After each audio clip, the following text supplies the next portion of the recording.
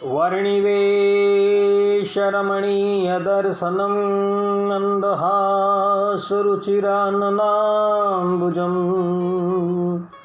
पूजितं सुरनरोत्तमैर्मुदा धर्मनन्दनमहं विचिन्तये स्मद्गुरुसमारम्भां नाथयामोनमध्यमां लक्ष्मीवल्लभपर्यन्तां वन्दे गुरुपरम्परा वन्दे गुरुपरम्परा।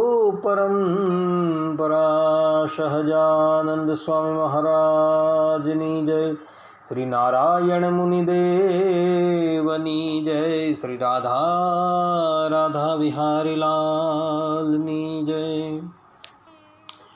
हरिशरणम निखिल हे प्रत्यनि कल्याणिकतान श्वेतर समस्त वस्तु विलक्षण अनंत कोटि ब्रह्मांड नायक श्रीदेवी भूदेवी नीलादेवी श्री राधा देवी समलंकृत सर्व अवताરના અવતારી સર્વ કારણના કારણ પરબ્રહ્મ પરમાત્મા ભગવાન શ્રી હરિની મહતી કૃપાથી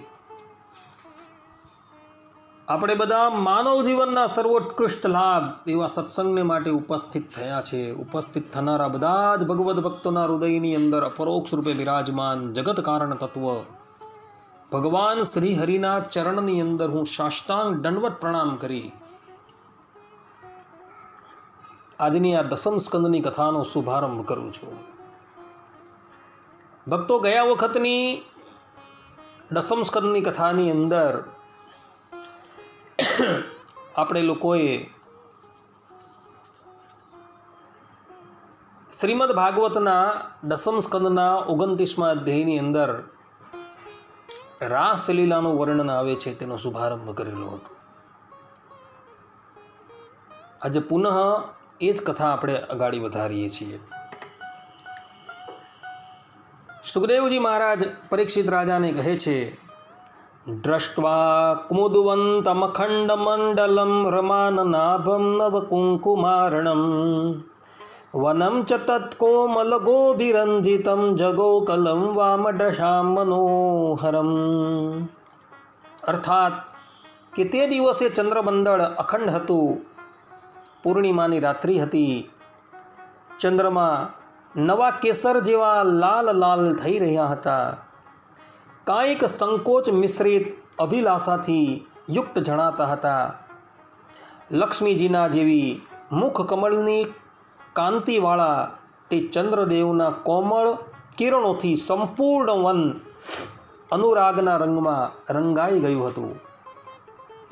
વનના ખૂણે ખૂણામાં તેમણે પોતાની ચાંદની દ્વારા અમૃતનો સાગર ભરી દીધો હતો।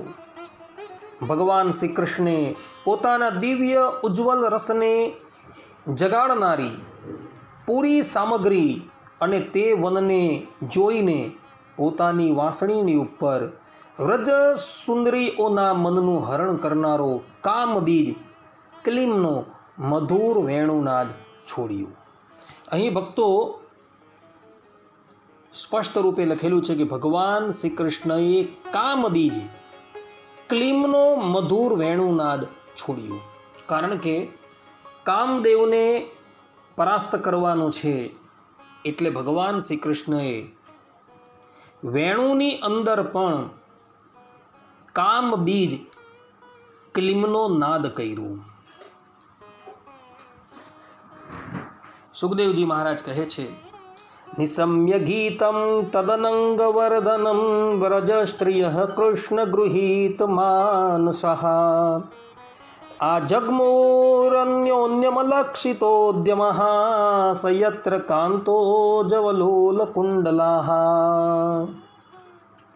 ભગવાનનું તે વંશીવાદન ભગવાન પ્રત્યેના પ્રેમને, તેમને મળવાની લાલસાને અત્યંત વધારનારું હતું।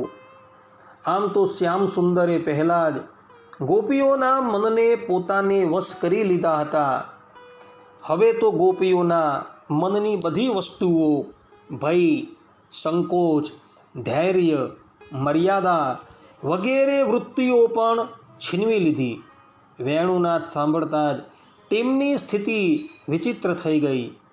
જેમણે શ્રી કૃષ્ણને પતિ રૂપે પ્રાપ્ત કરવા માટે એક સાથે સાધના કરી હતી, તે ગોપીઓ પણ એકબીજાને કહ્યા વિના ત્યાં સુધી કે એકબીજાની પોતાની ચેષ્ટાને છુપાવીને જ્યાં શ્રી કૃષ્ણ હતા ત્યાં જવા દોડી ગઈ.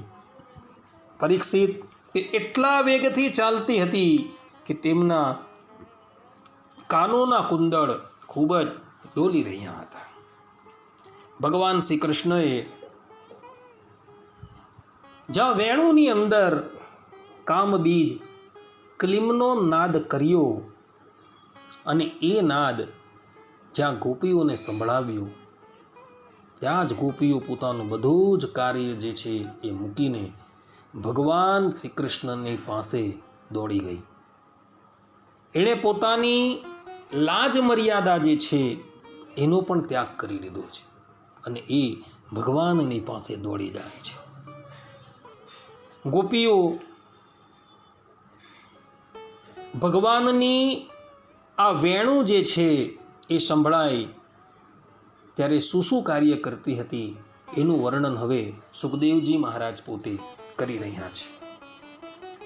દુહંત્યો અભિયયુઃ કાશ્ચિદ દુહમ હિત્વા સમુત્સકાઃ પયો અધિશ્રિત સંયાવ મનુદ્વાસ્યા પરાયયુઃ.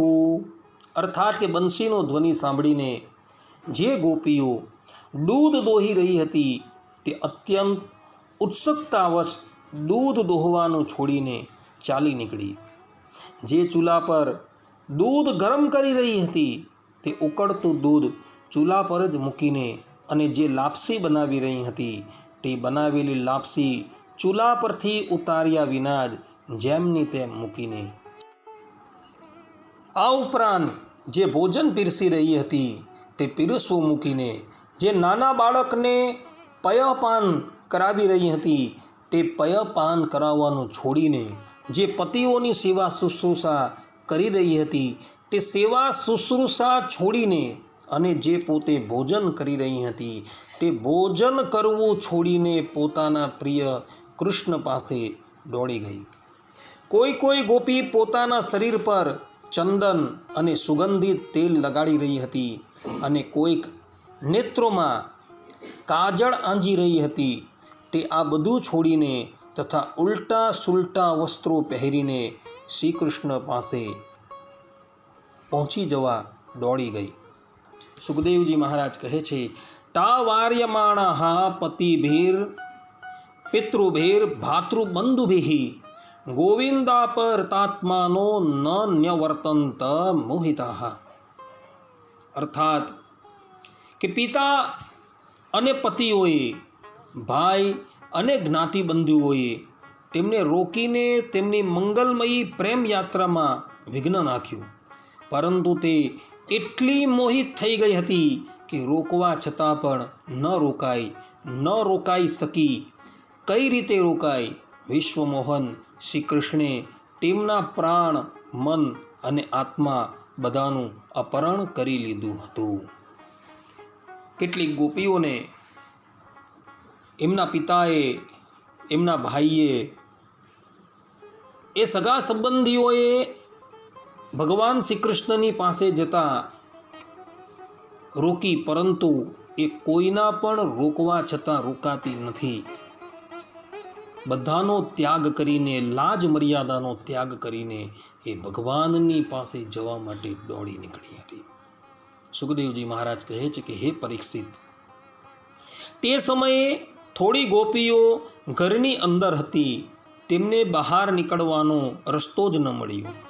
ત્યારે તેમણે પોતાના નેત્રો બંધ કરી દીધા અને ખૂબ તન્મયતાથી શ્રી કૃષ્ણના સૌંદર્ય, માધુર્ય અને લીલાઓનું ધ્યાન કરવા.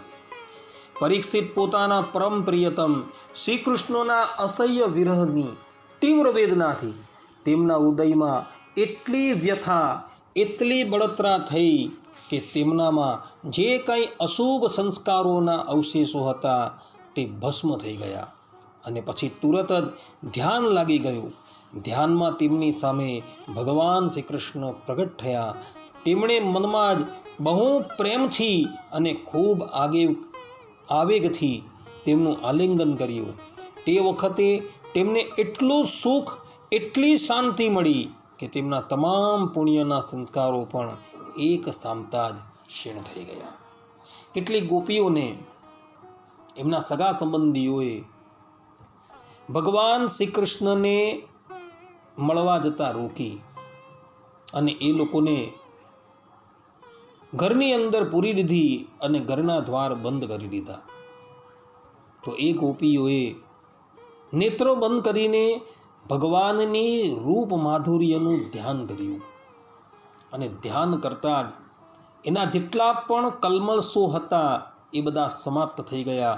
ભગવાન શ્રી કૃષ્ણ એની સન્મુખ પ્રગટ થઈ ગયા અને એનો એ દેહ જે છે એ ત્યાગ કરાવી દે છે અને દિવ્ય દેહ ધારણ કરાવી ભગવાન શ્રી કૃષ્ણ એને પોતાની પાસે લઈ જાય છે. આ પ્રમાણે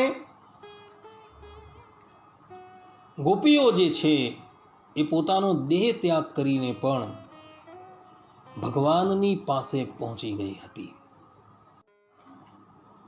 આ જ વાત સુખદેવજી મહારાજ હવે પછીના શ્લોકની અંદર કહે છે. તમેવ પરમાત્માનં જાર બુદ્ધયાપી સંગતાઃ જુહુર ગુણમયમ દેહમ સદ્ય પ્રક્ષીણ બંધનાઃ. હે પરીક્ષિત, જો કે તેમનો એટલે કે ગોપીઓનો શ્રી કૃષ્ણ પ્રતિ જાર ભાવ પણ હતો, તેમ છતાં સત્ય વસ્તુ ભાવની અપેક્ષા ક્યાં રાખે છે? તેમણે જેમનું આલિંગન કર્યું, ભલે ગમે તે ભાવે કર્યું હોય, છતાં તે સ્વયં પરમાત્મા જ હતા. તેથી જાર બુદ્ધિ લઈને ભગવાન પાસે જનારી ગોપીઓને ભગવાનની પ્રાપ્તિ થઈ ગઈ, અર્થાત તેમના બંધન નષ્ટ થઈ ગયા. તેમને પ્રાકૃત શરીરનો ત્યાગ કરી લીધો અને ભગવાનની લીલામાં પ્રવેશ કરવા યોગ્ય દિવ્ય શરીર પ્રાપ્ત કરી લીધું. ભક્તો, કોઈક વ્યક્તિ જાણીને અમૃત પાન કરે કે અજાણતાથી અમૃત પાન કરે, પરંતુ અમૃત જે છે એ પોતાનો ગુણધર્મ જે છે એ બતાવીને જ રહે છે. તેમ પરમ સત્ય સ્વરૂપ ભગવાન શ્રી કૃષ્ણ જે છે એ સાક્ષાત પરબ્રહ્મ પરમાત્મા છે. કોઈ પણ ભાવે એની સાથે સ્નેહ કરવામાં આવે, પરંતુ ભગવાનની સાથે તમે સ્નેહ કરેલો છે તો ભગવાન એનો સ્વીકાર કરી લે છે. ભલે કામ ભાવે, ક્રોધ ભાવે, ભય ભાવે, જો તમે ભગવાનની સાથે જોડાઈ જાઓ તો ભગવાન જે છે એનો એ ભાવ પણ સ્વીકાર કરે છે અને એનું કલ્યાણ કરે. એ જ વાત હવે સુખદેવજી મહારાજ અગાડી જે છે એ રાજાના પૂછવાથી કહેશે. પરીક્ષિત કહે છે, કૃષ્ણમ વિદુઃ પરમ કાંતમ નતુ બ્રહ્મતયા મુને ગુણ પ્રવાહો પરમસ્તાસામ ગુણ ધ્યામ કથમ. અર્થાત, હે ભગવાન, ગોપીઓ તો ભગવાન શ્રી કૃષ્ણને માત્ર પોતાના પરમ પ્રિયતમ જ માનતી હતી. તેમનો ભગવાનમાં બ્રહ્મ ભાવ ન જ હતો, અર્થાત કે પરમાત્માનો ભાવ ન હતો. આ પ્રમાણે તેમની દ્રષ્ટિ પ્રાકૃત ગુણોમાં જ આસક્ત દેખાય છે. આવી સ્થિતિમાં તેમના માટે ગુણોના પ્રવાહરૂપી આ સંસારની નિવૃત્તિ કઈ રીતે સંભવ બની? પરીક્ષિત જે છે એ બહુ સુંદર પ્રશ્ન પોતે કરી રહ્યા છે. પરીક્ષિત તો એક નિમિત્ત છે, પરંતુ પરીક્ષિત જે છે એ આપણા બધા વતી આ પ્રશ્ન જે છે એ કરી રહ્યા છે. પરીક્ષિત કહે છે કે ગોપીઓ જે છે એ ભગવાન જાણતી ન હતી. એટલે કે અમુક ગોપીઓ જે છે એ શ્રી કૃષ્ણને ભગવાન જાણતી ન હતી, પરંતુ એ ભગવાન જાણ્યા વગર એ ભગવાનની સાથે પ્રેમ કરતી હતી. એટલે એની દ્રષ્ટિ જે છે એ પ્રાકૃત ગુણોની અંદર જ આસક્ત હતી. છતાં પણ એ સંસારના બંધનથી મુક્ત કેવી રીતના થઈ? આવું પરીક્ષિતજી પોતે પૂછી રહ્યા છે. એટલે કે ભગવાનને ભગવાન જાણ્યા વગર એ ભગવાનની સાથે જોડાય છે, છતાં પણ એનો સંસાર નિવૃત્ત કેવી રીતના થયો? સુખદેવજી મહારાજ પોતે કહી રહ્યા છે કે પરીક્ષિત, હું તમને પહેલા જ જણાવી ચૂકેલો હતો કે ચેદીરાજ શિશુપાલ ભગવાન પ્રત્યે દ્વેષ ભાવ રાખવા છતાં પોતાનું પ્રાકૃત શરીર છોડીને અપ્રાકૃત શરીરથી ભગવાનનો પાર્ષદ બની ગયો.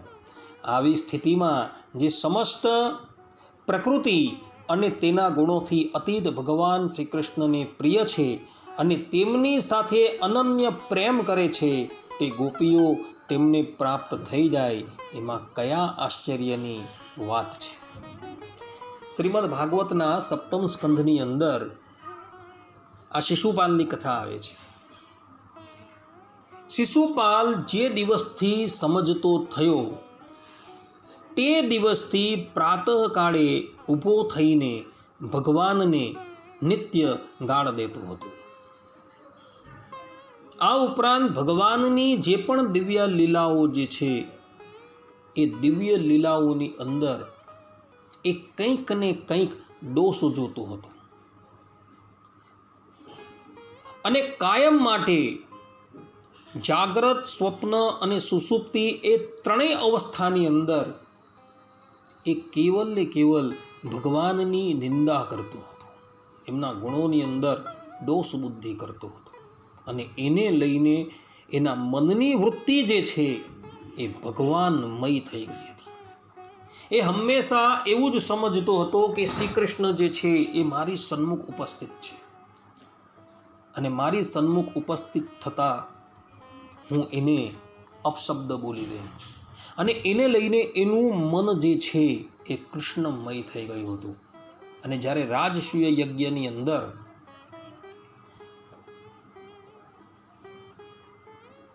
બધા જ લોકોએ એકમત થઈને ભગવાન શ્રી કૃષ્ણની અગ્ર પૂજા કરવાનું નક્કી કર્યું, ત્યારે આ જ શિશુપાલ જે છે એ ભગવાનની અગ્ર પૂજાનો વિરોધ કરે છે અને ભગવાનને સભાની અંદર ખૂબ અપશબ્દ બોલે છે. ત્યારે ભગવાન ક્રોધાયમાન થઈને એનું મસ્તક જે છે એને સુદર્શન ચક્રથી કાપી નાખે છે. પરંતુ મસ્તક કપાતા શિશુપાલના શરીરમાંથી એક દિવ્ય જ્યોત પ્રગટ થાય છે અને એ ભગવાન શ્રી કૃષ્ણના ચરણારવિંદની અંદર લીન થઈ જાય છે. કારણ કે આ શિશુપાલ જે છે એ ભલે દ્વેષ ભાવે ભગવાનને અપશબ્દ બોલતો હતો, પરંતુ એનું મન જે છે એ અખંડ ભગવાનમય થઈ ગયું હતું, એટલે એ ભગવાનને પ્રાપ્ત થઈ ગયો. તો પછી આ ગોપીઓ જે છે એણે તો પોતાનું તન, મન અને ધન ભગવાનને અર્પણ કરી દીધેલું છે. ભલે એ શ્રી કૃષ્ણને ભગવાન નથી જાણતી, પરંતુ એણે પોતાનું તન, મન અને ધન ભગવાનને અર્પણ કરી દીધું હોવાથી એની સંસારમાંથી મુક્તિ કેમ ન થાય? અવશ્ય મુક્તિ થઈ જાય. એ જ વાત સુખદેવજી મહારાજ જે છે એ અગાડી કહી રહ્યા છે કે પરીક્ષિત, વાસ્તવમાં ભગવાન પ્રકૃતિ સંબંધી બુદ્ધિ વિનાશ, પ્રમાણ, પ્રમેય અને ગુણ ગુણીભાવથી રહિત છે.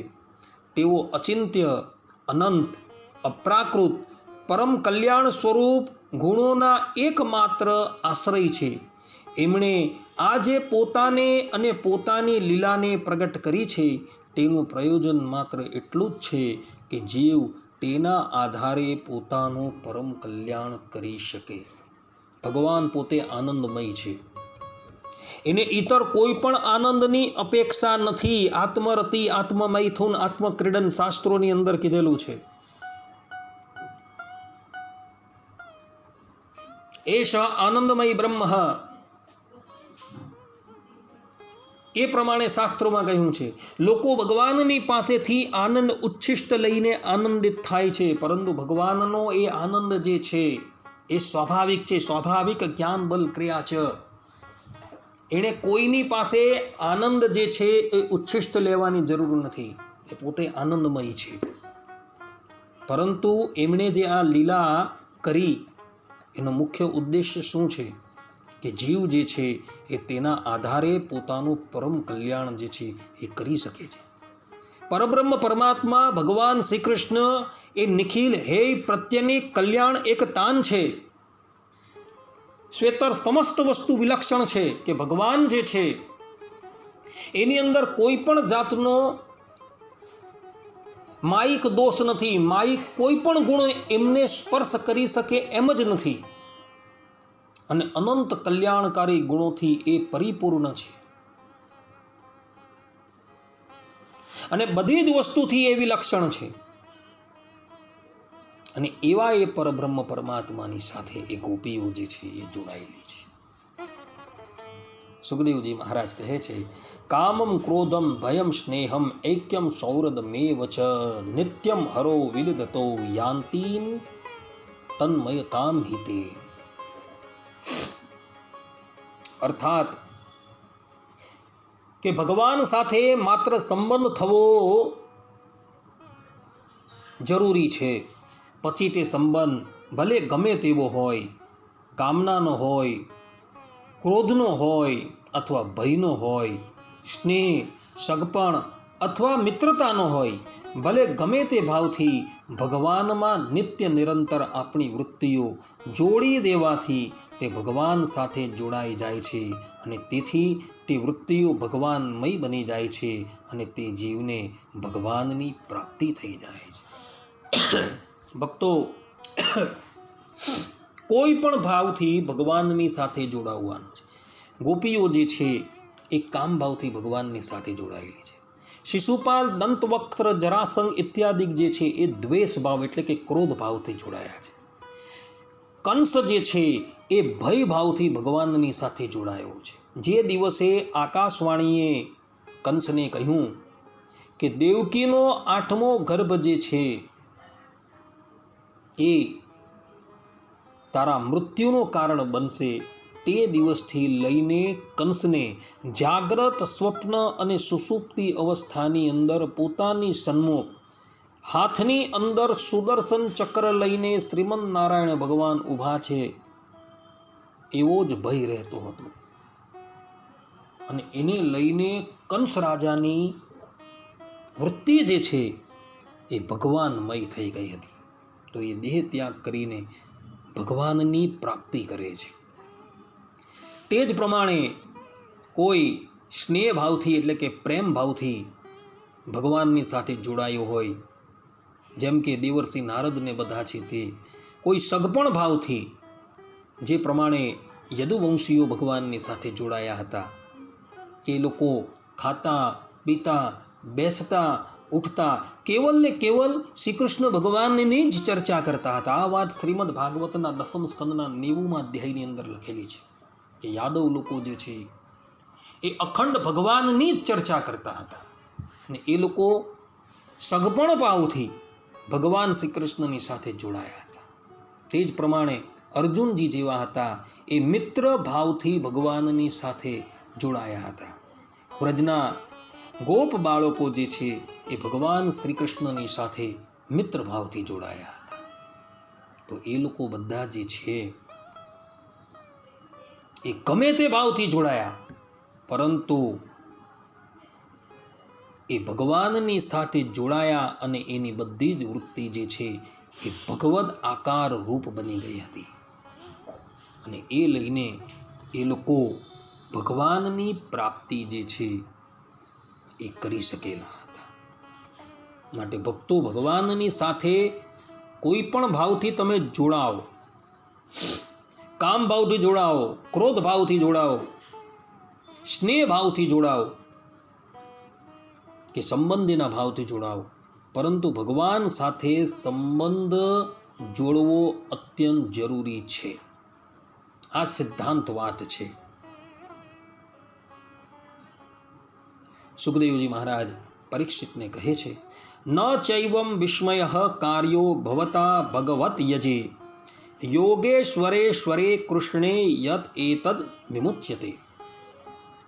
અર્થાત હે પરીક્ષિત, તમારા જેવા પરમ ભાગવત ભગવાનના રહસ્યને જાણવાવાળા ભક્તિ શ્રી કૃષ્ણ વિશે આવી શંકા ન કરવી જોઈએ. યોગેશ્વરોના પણ ઈશ્વર અજન્મા ભગવાન માટે પણ આ કોઈ આશ્ચર્યની વાત છે? અરે તેમના સંકલ્પ માત્રથી, તેમની ભ્રકુટીના ઈશારાથી સંપૂર્ણ જગતનું પરમ કલ્યાણ થઈ શકે છે. સુખદેવજી મહારાજ અહીં જ પરીક્ષિત મહારાજને ખબરદાર કરે છે. કારણ કે અગાડની લીલાઓની અંદર જે લીલાઓ આવવાની છે એમાં પરીક્ષિત મહારાજને સંશય થવાનો છે. સુખદેવજી મહારાજ જે છે એ બધું જાણે છે, એ સર્વજ્ઞ છે.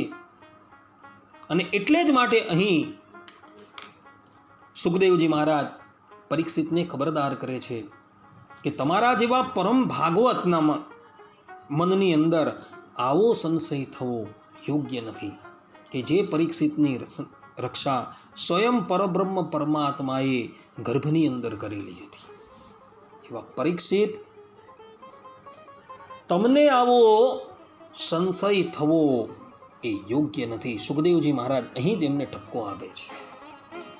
કારણ કે અગાડી એ જ પરીક્ષિત જે છે એ પુનઃ સંશય કરવાના છે. એટલે માટે સુખદેવજી મહારાજ જે છે એ પરીક્ષિત મહારાજને અહીં જ ચેતવી રહ્યા છે. સુખદેવજી મહારાજ કહે છે કે જ્યારે ભગવાન શ્રી કૃષ્ણએ જોયું કે વ્રજની અનુપમ વિભૂતિઓ ગોપીઓ મારી તદ્દન સમીપ આવી ગઈ છે, ત્યારે તેમણે પોતાની વિનોદયુક્ત વાકછટાથી તેમને ભ્રમિત કરતા રહીને કહ્યું, કેમ ન કહે, ભૂત ભવિષ્ય અને વર્તમાન કાળના જેટલા પણ વક્તા છે તેમનામાં તેજ તો સર્વશ્રેષ્ઠ છે. ભગવાન શ્રી કૃષ્ણે જોયું કે મને સ્નેહ કરનારી ગોપીઓ જે છે એ મારી સમીપ આવી ગયેલી છે. ત્યારે ભગવાન એ ગોપીઓની પરીક્ષા લેવા માટે ગોપીઓને હવે કંઈક ઠપકો આપશે. એ વાત હવે સુખદેવજી મહારાજ જે છે એ કહી રહ્યા છે. ભક્તો, ભગવાન શ્રી કૃષ્ણની વાણી જે છે ને એ વાણી એવી અદ્ભુત છે કે જે પણ કોઈક મનુષ્ય એક વખત એ વાણીનું પાન પણ કરી લઈને તો એ મુગ્ધ થઈ જાય છે. એ પોતાની દેહની સ્થિતિ જે છે એ પણ ભૂલી જાય છે. સંપૂર્ણ વક્તાઓની અંદર એ સર્વોત્તમ વક્તા છે. ભગવાન શ્રી કૃષ્ણ દરેક ક્રિયાઓની અંદર સર્વપ્રથમ છે. ચાહે કોઈ પણ ક્ષેત્રની અંદર હોય, એ પ્રથમ સ્થાન જ ધરાવે છે. એ એકમેવા દ્વિતીયમ છે. એમનાથી અધિક પણ કોઈ નથી અને એમને સમકક્ષ પણ કોઈ નથી. બ્રહ્માજીને પણ સર્વપ્રથમ વેદ આપનારા ભગવાન શ્રી કૃષ્ણ જ છે. એટલે વેદોના વક્તા જે છે એ પણ ભગવાન છે. વેદનું જે ગૂઢ રહસ્ય જે છે એ પણ કેવલ ને કેવલ એ પરમાત્મા જ જાણે છે. એટલે જ માટે એ ગીતાની અંદર પોતાને કહે છે, વેદ વિદેવ ચા અહમ, કે વેદનો ગૂઢ અર્થ જે છે એ કેવલ હું જ જાણું છું, બીજું કોઈ જાણી શકતું જ નથી. એ ભગવાન જે છે એ હવે ગોપીઓને કંઈક ઠપકો આપે છે, એની પરીક્ષા લે છે. શ્રી ભગવાન ઉવાચ, સ્વાગતમ વો મહાભાગઃ પ્રિયમ કિમ કરવાણી વહ વ્રજસ્યાના મયમ કચ્ચિત મૃતાગમન કારણમ રજન્યેષા ઘોર રૂપા ઘોર સત્વ નિષેવિતા પ્રતિયાત વ્રજમ નેહ સ્થેયમ સ્ત્રીભિઃ સુમધ્યમાઃ માતરઃ પિતરઃ પુત્રા ભ્રાતરઃ પતયશ્ચ વઃ વિચિન્વન્તિ યપશ્યન્તો મા કૃદ્ધ્વં બંધુ સાધ્વસમ. ભગવાન કહે છે કે હે મહાભાગ્યશાળી ગોપીઓ, તમારું સ્વાગત છે. કહો, તમારું હું શું પ્રિય કરું? વ્રજમાં બધું કુશલ મંગલ તો છે ને? કહો, આ સમયે અહીં તમારા બધાના પધારવાનું પ્રયોજન શું છે? હે સુંદરીઓ, હે ગોપીઓ, અત્યારે રાત્રિનો સમય છે. તે સ્વયં જ બહુ ભયાનક જ હોય છે. અને એમાં મોટા મોટા ભયાનક જીવજંતુઓ આમ તેમ ફરતા હોય છે. તેથી તમે બધા તુરત જ વ્રજમાં પાછા જાઓ. રાત્રિના સમયે ઘોર જંગલમાં સ્ત્રીઓએ ઊભા રહેવું ન જોઈએ. તમને ન જોઈને તમારા માતા પિતા, પતિ પુત્ર અને ભાઈ બંધુઓ શોધી રહ્યા હશે. તેમને ચિંતામાં ન મૂકો. ભક્તો, શાસ્ત્રોની અંદર વિધાન છે કે ક્યારેય પણ રાત્રિના સમયે ચાર ચૌટા છે ત્યાં જવું ન જોઈએ, તથા રાત્રિની અંદર ક્યારેય પણ એકાકી વિચરણ કરવું જોઈએ નહીં. અને સ્ત્રીઓને માટે તો ખાસ નિયમ બનાવવામાં આવેલો છે કે સંધ્યા પછી એમણે ક્યારેય પણ ઘરની બહાર જવું નહીં. ભગવાન સ્વામિનારાયણે સત્સંગી જીવનના તૃતીય પ્રકરણની અંદર દેવયાનીનું દ્રષ્ટાંત આપીને આ વાત જે છે એ કીધેલી છે. જન્માષ્ટમી આદિક ઉત્સવ હોય અને તે વખતે ભગવાનના દર્શન કરવા જવું હોય તો સાથે પોતાના પુત્ર, પોતાના પિતા કે પોતાના ભર્તા ઇત્યાદિકને સાથે લઈને એ દર્શન કરવા જવાનું છે. પરંતુ એકાકી તો જવાનું જ નથી. અને આ ગોપીઓ જે છે એ પોતે બધાનો જ ત્યાગ કરીને આજે મહાઅરણ્યની અંદર આવીને ઊભી રહી ગયેલી છે. એટલે ભગવાન શ્રી કૃષ્ણ જે છે એ આ ગોપીઓને કહી રહ્યા છે કે વૃતાગમન કારણ, કે અહીં આવવાનું શું કારણ છે. ભગવાન શ્રી કૃષ્ણ જે છે એ પુનઃ કહે છે કે તમે લોકોએ રળિયામણા રંગબેરંગી પુષ્પોથી ભરપૂર આ વનની શોભા તો જોઈ. શરદ પૂર્ણિમાના પૂર્ણચંદ્રના કોમળ કિરણોથી એ રંગાયેલું છે, જાણે તેણે પોતાના હાથે ચિત્રકારી કરી હોય. અને યમુનાના જલનો સ્પર્શ કરીને વહેનારા શીતલ વાયુની મંદ મંદ ગતિથી હાલી રહેલા વૃક્ષો પરના પલ્લવો જે આ વનની શોભાને અનુપમ બનાવી રહ્યા છે તે પણ તમે જોઈ લીધું. તેથી હવે તો તમે બધાએ પાછું જવું જોઈએ. ભગવાન શ્રી કૃષ્ણ કહે છે કે વનની અંદર તમે આ વનની શોભા જોવા માટે જો આવી હોવ તો એ શોભા તો બધી તમે જોઈ લીધી. માટે હવે પુનઃ તમે તમારા ઘરે જાઓ. આ પ્રમાણે ભગવાન શ્રી કૃષ્ણ જે છે એ ગોપીઓને પુનઃ ઘરે મોકલવાનો પ્રયાસ કરી રહ્યા છે. ભગવાન શ્રી કૃષ્ણ કહે છે તદયાત મા ચિરમ ગોષ્ઠમ શુશ્રુષધ્વમ પતિમ સતિઃ ક્રંદંતી વત્સાબાલાશ્ચ તાન પાયયત દુય્યત અથવા મદભિસ્નેહાદ ભવન્ત્યો યંત્રિતાશયઃ આગતા યપપન્નમ વહ પ્રિયંતે મયી જંતવઃ ભર્તુઃ શુશ્રૂષણમ સ્ત્રીણામ પરો ધર્મો યમાયયા તદ્બંધૂનામ ચ કલ્યાણ્યઃ પ્રજાનામ ચાનુપોષણમ દુઃશીલો દુર્ભગો વૃદ્ધો જડો રોગ્ય ધનોપિવા પતિઃ સ્ત્રીભિર્ન હાતવ્યો લોકેપ્સુભીર પાતકી અસ્વર્ગમ અયશસ્યમ ચ ફલ્ગુમ કૃચ્છમ ભયાવહમ જુગુપ્સિતમ ચ સર્વત્ર ઔપપત્યમ કુલસ્ત્રિયઃ શ્રવણાદ દર્શનાદ ધ્યાનાદ મયી ભાવો અનુકીર્તનાદ ન તથા સન્નિકર્ષેણ પ્રતિયાત તતો ગૃહાન.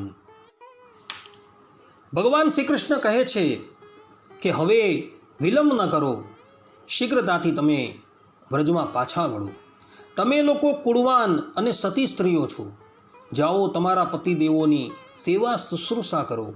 જુઓ, તમારા ઘરના નાના બાળકો અને ગાયોના વાછરડા તમારા વિના ઝૂરતા હશે, તેમને જઈને દૂધપાન કરાવો. જો તમે મારા પ્રેમને વશ થઈ અહીં આવી છો તો તેમાં કશી અનુચિત વાત નથી.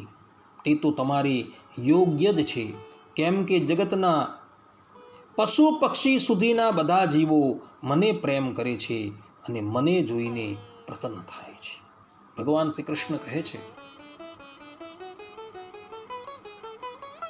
કે તમે મારા પ્રેમને વશ થઈને જો અહીં આવી છો તો તેમાં કોઈ પણ અનુચિત વાત નથી, કારણ કે સંપૂર્ણ જગતના લોકો જે છે, અર્થાત કે સંપૂર્ણ જગતના રહેતા જીવ પ્રાણી માત્ર જે છે એ કેવલ ને કેવલ ભગવાનને જ પ્રેમ કરે છે, બીજા કોઈને પ્રેમ કરતા નથી. કોઈ એમ કહેતો હોય કે ભાઈ અમે તો ભગવાનને સ્નેહ નથી કરતા, અમે ભગવત તત્વને માનતા નથી, તો એ લોકોને કહેવાનું કે જ્યારે તમે સુષુપ્તિ અવસ્થાની અંદર જાઓ છો ને, ત્યારે પણ તમે એ પરબ્રહ્મ પરમાત્મા જે છે એની સાથે જ જોડાઈ જાઓ છો. સુષુપ્તિ અવસ્થાની અંદર બધી જ બાહરી ઇન્દ્રિયો જે છે એ પોતપોતાના કાર્યમાંથી નિવૃત્ત થઈને આત્મસન્મુખ થઈ જાય છે, અને એ આત્મા જે છે એ પરમાત્મા સન્મુખ થઈ જાય છે અને એની સાથે જોડાઈ જાય છે. એટલે જે લોકો એમ કહેતા હોય કે અમે પરબ્રહ્મ પરમાત્માના તત્વને માનતા નથી, તે પણ સુષુપ્તિ કાળની અંદર તો અકારણે પણ ભગવાનની સાથે જોડાઈ જાય છે.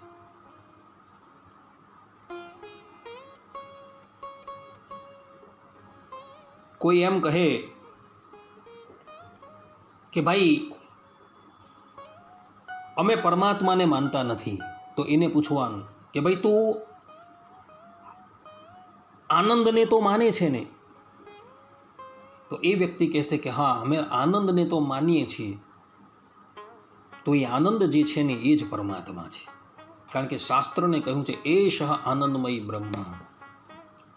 શ્રીમદ ભાગવતના 10મ સ્કંદની અંદર કુબજાનું ચરિત્ર આવે છે અને ત્યાં લખેલું છે કે કુબજાએ આનંદનું આલિંગન કર્યું. વાલ્મીકી રામાયણની અંદર કહે છે આ જગતની અંદર કોઈ પણ વ્યક્તિ નાસ્તિક નથી, બધા જ આસ્તિક છે. કેમ? કારણ કે બધા આનંદને તો માને જ છે કે અમને આ વિષય થકી આનંદની પ્રાપ્તિ થશે, તો એ આનંદ જે છે ને એ જ પરમાત્મા છે. એટલે બધા જ વ્યક્તિઓ આસ્તિક છે, કોઈ નાસ્તિક નથી. ભગવાન શ્રી કૃષ્ણ કહે છે પરંતુ હે કલ્યાણી ગોપીઓ, સ્ત્રીઓનો પરમ ધર્મ એ જ છે કે તેઓ પતિ અને પરિવારની નિષ્કપટ ભાવે સેવા કરે અને સંતાનોનું પાલન કરે. ભક્તો, શાસ્ત્રોની અંદર પતિવ્રતા સ્ત્રીઓનો ધર્મ બતાવેલો છે. પતિવ્રતા સ્ત્રીઓનો પરમ ધર્મ કયો? તો કેવલ ને કેવલ પતિની સેવા કરવી એ જ છે. એના સિવાય એનો બીજો કોઈ ધર્મ નથી. ભગવાન સ્વામિનારાયણે પણ શિક્ષાપત્રીની અંદર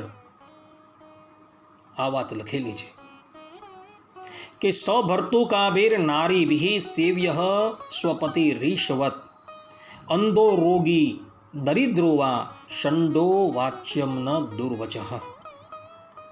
અર્થાત કે જે સુવાસીની બાઈઓ એટલે કે પતિવ્રતા બાઈઓ, તેમણે પોતાનો પતિ અંધ હોય, રોગી હોય, દરિદ્ર હોય, નપુંસક હોય તો પણ તેને ઈશ્વરની પેઠે સેવવો અને તે પતિ પ્રત્યે કટુ વચન ન બોલવું. જે શ્રી કૃષ્ણ ભગવાન કહે છે એ જ ભગવાન સ્વામિનારાયણ કહે છે કે સ્ત્રીઓનો પરમ ધર્મ શું છે? તો સ્ત્રીઓનો પરમ ધર્મ જે છે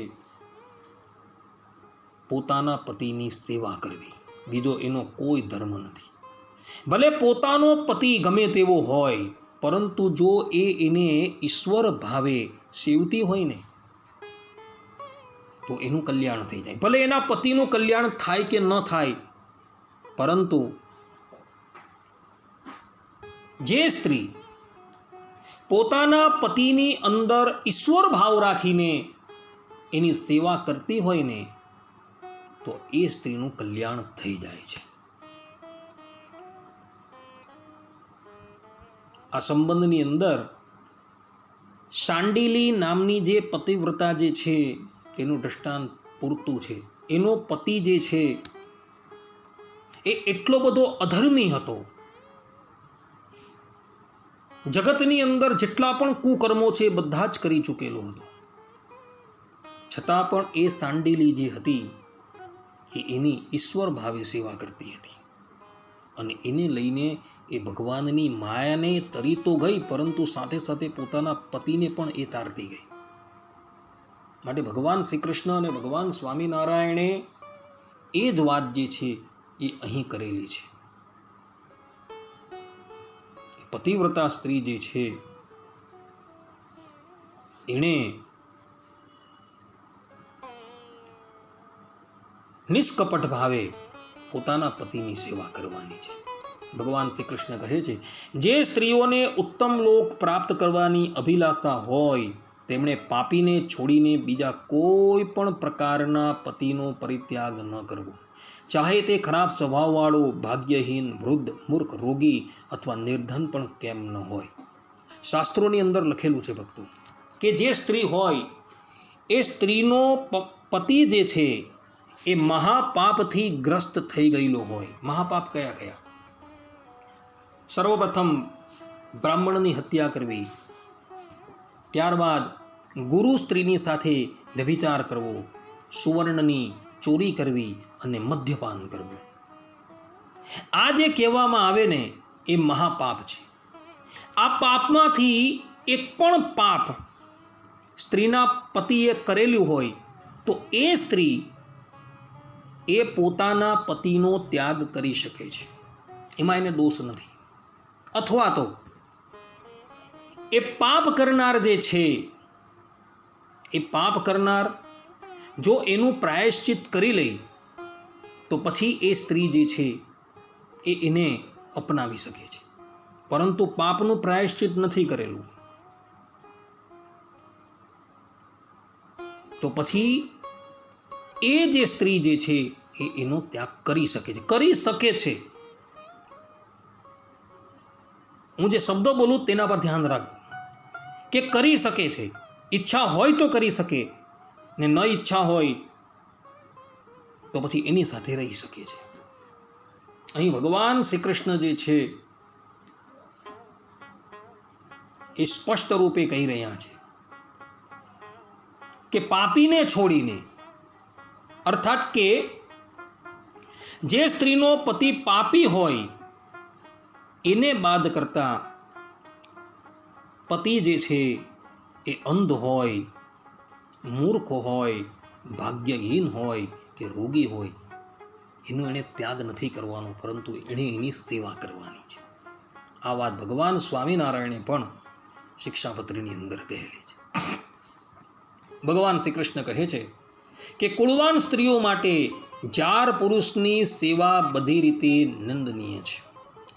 આનાથી તેમના પરલોક બગડે છે, સ્વર્ગ પ્રાપ્તિ થતી નથી, સુખનો અને યશનો નાશ થાય છે. આ કુકર્મ સ્વયં તો અત્યંત તુચ્છ અને ક્ષણિક છે.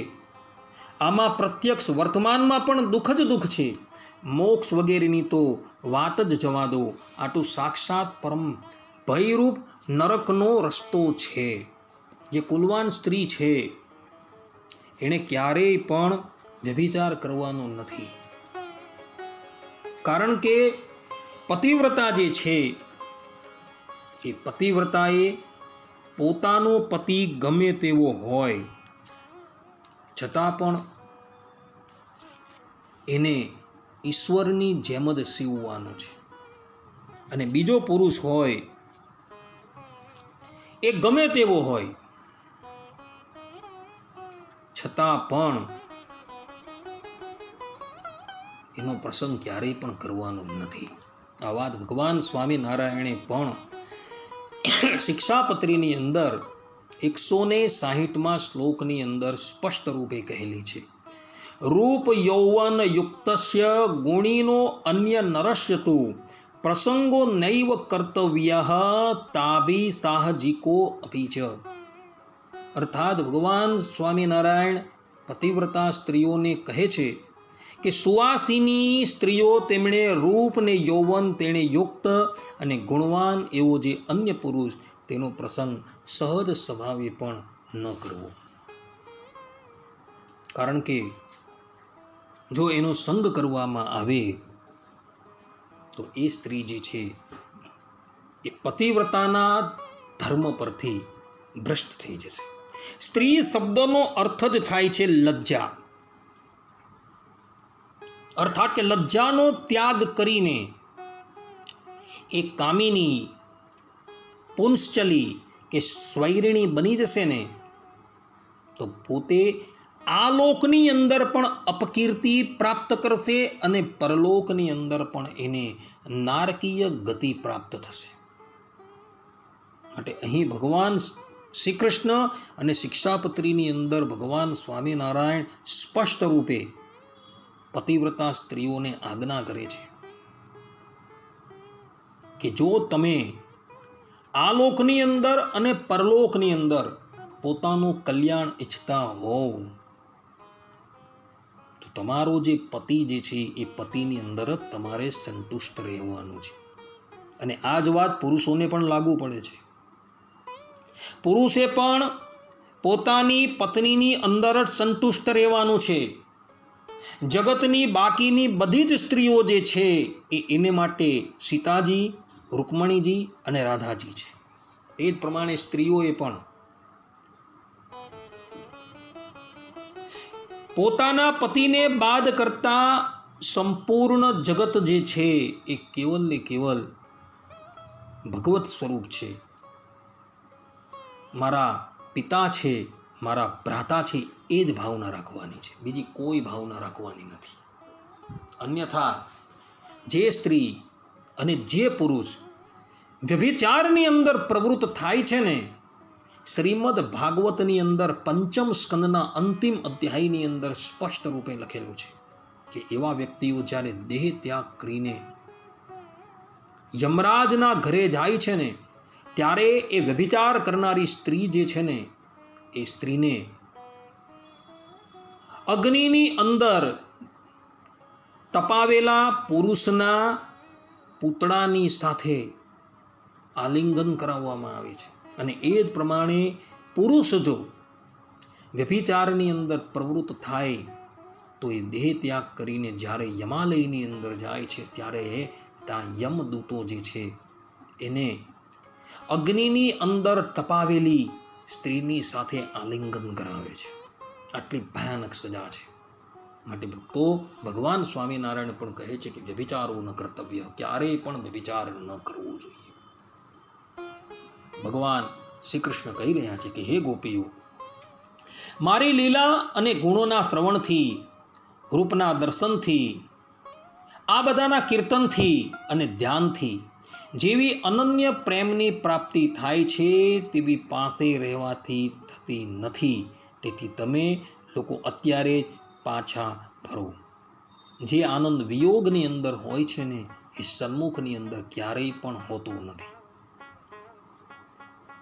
પતિની અનુપસ્થિતિની અંદર પતિવ્રતા સ્ત્રીનું મન જે છે હંમેશા પતિની અંદર જ લાગેલું હોય છે.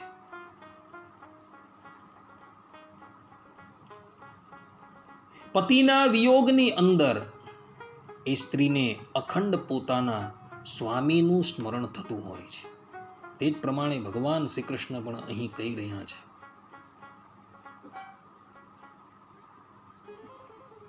કે મારી લીલા અને ગુણોના શ્રવણથી, રૂપના દર્શનથી, આ બધાના કીર્તનથી અને ધ્યાનથી જેવી અનન્ય પ્રેમની પ્રાપ્તિ થાય છે તેવી પાસે રહેવાથી થતી નથી. માટે તમે બધા જે છે પુનઃ તમારા ઘરે જાઓ. એવું ભગવાન શ્રી કૃષ્ણ જે છે એ સ્પષ્ટ શબ્દોની અંદર ગોપીઓને કહી દે છે. હવે પછી ગોપીઓ જે છે એ ભગવાનના આ પ્રમાણેના કહેવા પ્રમાણે એમને શું કહે છે એ બધી બાબતની ચર્ચા જે છે એ આવશે, પરંતુ સમયનો અભાવ હોવાથી આ કથા જે છે આપણે અત્યારે અહીં વિરામ આપીએ છીએ. સર્વે સંતો નિરામયઃ, સર્વે સુખીનો ભવંતુ, સર્વે ભદ્રાણી પશ્યંતુ, માં કશ્ચિત દુઃખ ભાગ ભવેત. અસ્તુ. જય સ્વામિનારાયણ.